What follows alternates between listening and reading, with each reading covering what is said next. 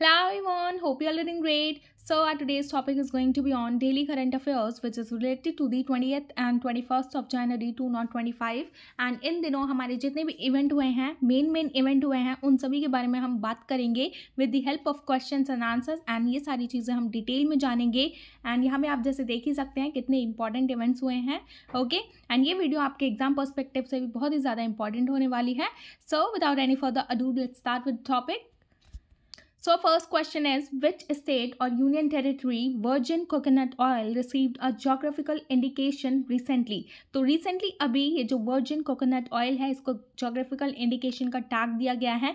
तो ये कौन से union territory या फिर state को दिया गया है? So correct answer is Andaman and Nicobar. Okay, यहाँ पे आप देख सकते हैं. तो इसके बारे में हम डिटेल में जान लेते हैं. तो रिसेंटली अभी जो वेमेन है वो रिसीव कर रही हैं specialized training in marketing and branding to enhance the products reach. इसमें उनको स्पेशलाइज्ड ट्रेनिंग प्रोवाइड की जा रही है related to virgin coconut oil. Okay, यहाँ पे आप देख सकते हैं. तो ये बहुत ही ज़्यादा इंपॉर्टेंट हो जाता है एंड ये जो प्रोडक्ट है ताकि दूर तक पहुंच पाए, लोगों तक रीच आउट हो पाए, इसकी ब्रांडिंग कैसे की जानी चाहिए, मार्केटिंग कैसे की जानी चाहिए अच्छे से ताकि ये सेल आउट हो सके. ओके, एंड अब इसको जैसे कि जीआई टैग मिल ही चुका है तो ये और ज़्यादा पॉपुलर हो जाएगा वर्जिन कोकोनट ऑयल. ओके, तो अगर हम बात करें इस ऑयल को जोग्राफिकल इंडिकेशन टैग क्यों दिया गया है, क्योंकि इसको बनाया जाता है ट्रेडिशनली एंड अनरिफाइंड वे में एंड ये फ्री ऑफ केमिकल्स और प्रिजर्वेटिव्स है, इसीलिए बिल्कुल ये प्योर आप कह सकते हैं, इसीलिए इसको वर्जिन कोकोनट ऑयल का नेम दिया गया है. इसमें कोई केमिकल्स इंक्लूड नहीं है, कोई प्रिजर्वेटिव्स इंक्लूड नहीं है.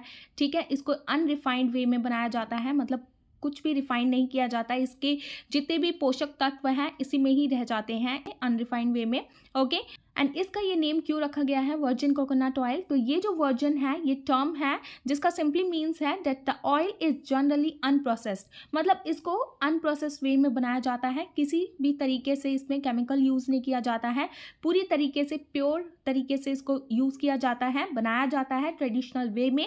ओके, एंड ये जो टॉपिक है कि वर्जिन कोकोनट ऑयल को जोग्राफिकल इंडिकेशन दिया जा चुका है, ये एड्रेस किया गया था इन 118th एपिसोड ऑफ मन की बात एंड उन्होंने मोदी जी ने इसमें ये फोकस किया है on empowerment through self help groups and economic growth in Andaman islands. ठीक है, इकोनॉमिक ग्रोथ हो वहाँ पे ज़्यादा से ज़्यादा, इस वजह से इसको ये जो है ये जोग्राफिकल इंडिकेशन दिया गया है ताकि वहाँ की जो महिलाएं हैं और इनको स्पेशलाइज्ड ट्रेनिंग प्रोवाइड की जाए in marketing sector and branding as well. Okay, so just remember all these points. Now next question is, which Indian naval ship has participated in the 4th edition of the multinational exercise La Perouse? तो ये जो है एक multinational exercise है, यहाँ पे आप देख सकते हैं. तो ये इसमें हमारी इंडियन नेवल शिप ने पार्टिसिपेट किया था. तो उस शिप का नेम क्या है? तो हमारे जो ऑप्शंस हो जाएंगे, A INS Surat, B INS Kolkata, C INS Mumbai, D INS Vikrant. तो इसमें से हमारा जो करेक्ट आंसर हो जाएगा वो हो जाएगा C which is INS Mumbai. Okay, इसके बारे में हम डीप में जान लेते हैं. तो यहाँ पे आप देख सकते हैं हमारा करेक्ट आंसर सी हो जाएगा विच इज आईएनएस मुंबई. तो ये आखिर न्यूज में क्यों रहा है? तो ये जो है ये आईएनएस मुंबई एक इंडियन नेवल शिप है जिसने पार्टिसिपेट किया था in the 4th edition of exercise La Perouse. तो ये जो एक्सरसाइज है ये फ्रांस की एक्सरसाइज है ला पेरोस. उसमें हमारी इंडियन नेवल शिप जो है आईएनएस मुंबई उसने पार्टिसिपेट किया था, जो कि एक indigenously built guided missile destroyer है. Okay, and it is a France led biennial multinational maritime exercise. तो ये मल्टीनेशनल मैरीटाइम एक्सरसाइज है जो कि 2 साल में एक बार कंडक्ट कराई जाती है. तो ये जो एक्सरसाइज है इसके अंडर किस किस कंट्रीज़ की नेवीज इन्वॉल्व रहती हैं? तो these are Australia, France, UK, US, Indonesia, Malaysia, Singapore and Canada. Okay, तो ये इनके नेम आप याद रखिएगा. ये सारी नेवीज इसके अंडर इन्वॉल्व रहती हैं एंड ये फोकस करती है exercise on enhancing maritime situational awareness, surveillance, interdiction, air operation and information sharing. ठीक है, तो ये सारे इन एरियाज पे फोकस करती है एंड कैसे अवेयरनेस बढ़ाई जा सके, मैरीटाइम सिचुएशनल अवेयरनेस, कैसे इसके अंडर अवेयरनेस बढ़ाई जा सके, नज़र रखी जा सके. तो ये सारे एरियाज पर फोकस करती है ये एक्सरसाइज एंड ये अलाइन करती है with India Sagar vision to ensure security and growth in the Indo Pacific region. ठीक है, तो ये security and growth ensure provide करती है कौन से रीजन में? In the Indo Pacific region. Okay, तो ये सारी चीज़ें आप याद रखिएगा. ये 4th एडिशन था एंड ये होस्ट की जा रही है फ्रांस के द्वारा. Okay, Now next question is, who was sworn in as vice president alongside Donald Trump in January 2025? तो डोनाल्ड ट्रम्प के बारे में आपको पता ही होगा, बट इनके साथ वाइस प्रेसिडेंट कौन बने हैं यूनाइटेड स्टेट ऑफ अमेरिका के?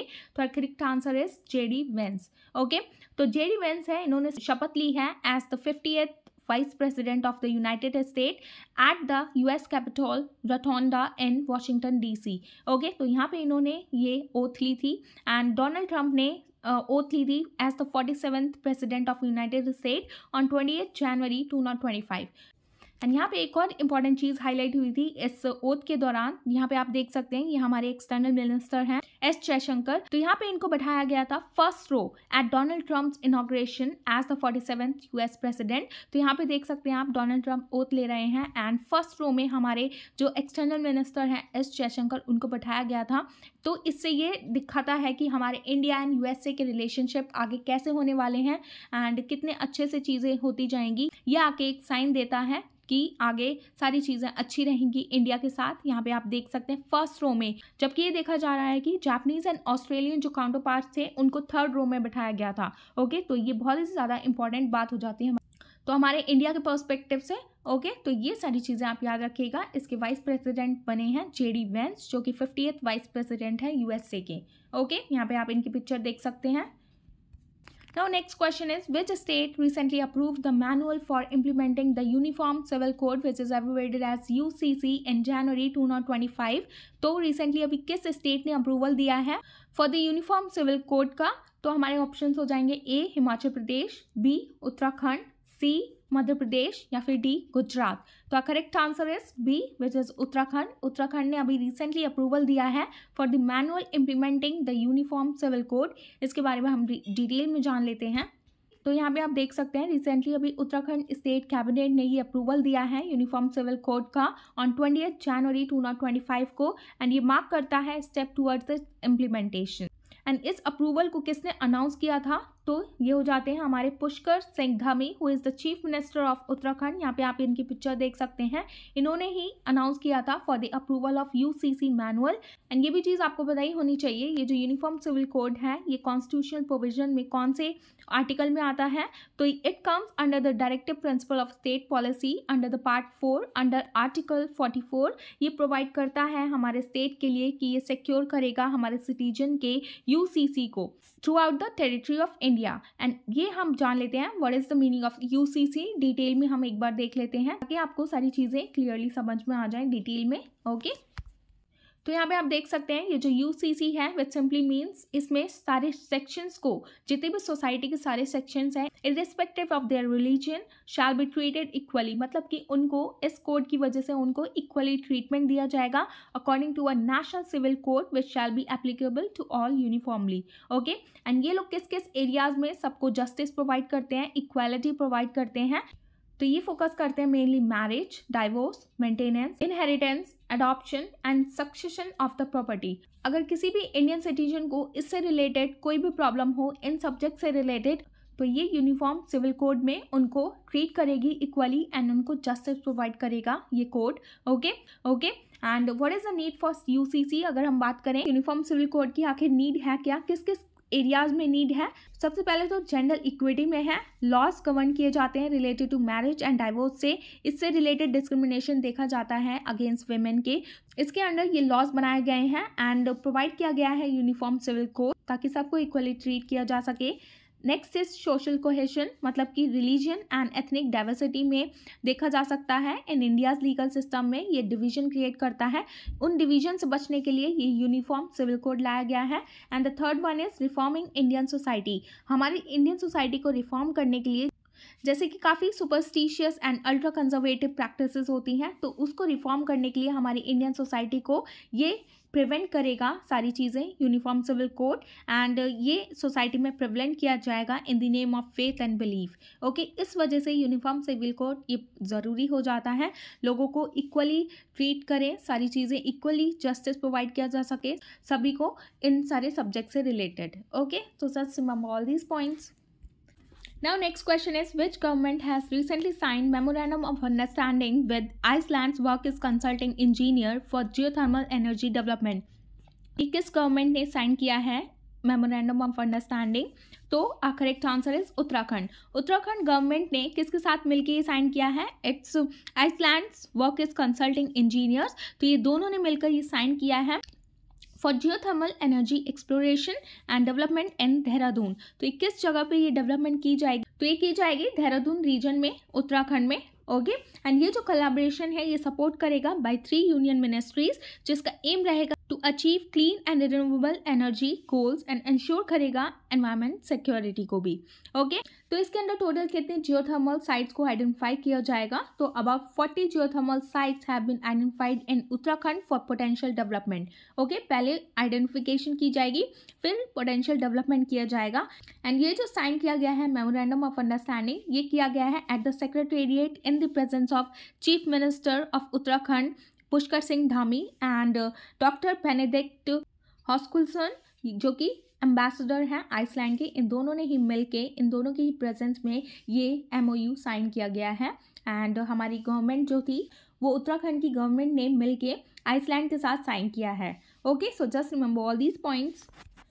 Now next question is what is the primary purpose of entity locker? तो प्राइमरी पर्पस क्या होगा एंटिटी लॉकर का? यहाँ पे आप ऑप्शंस देख सकते हैं।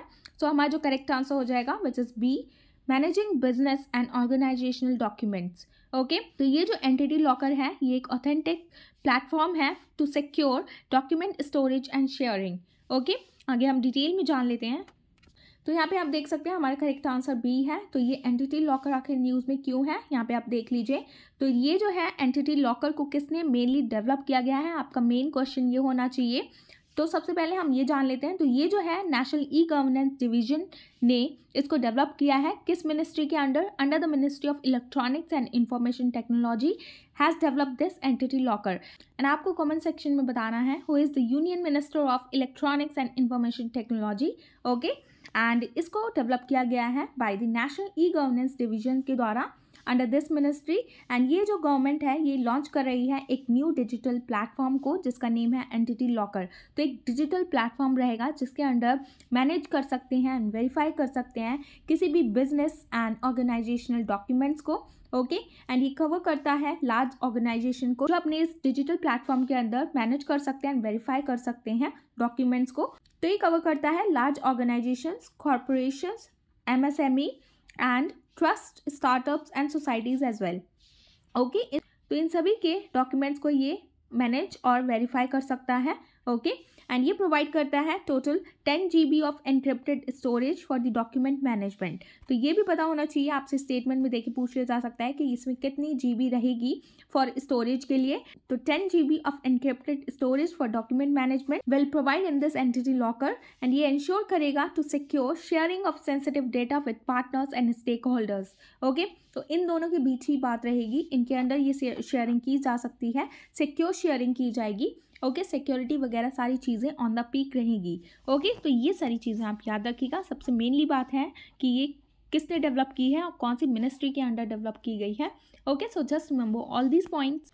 So this is the end of the topic and I hope you found this video informative, and if you found this video informative please give it a thumbs up, and for more informative videos please like, share and subscribe to my channel which is Shiva's Study Education. And thanks for watching. Bye bye, take care, all see you in the next one.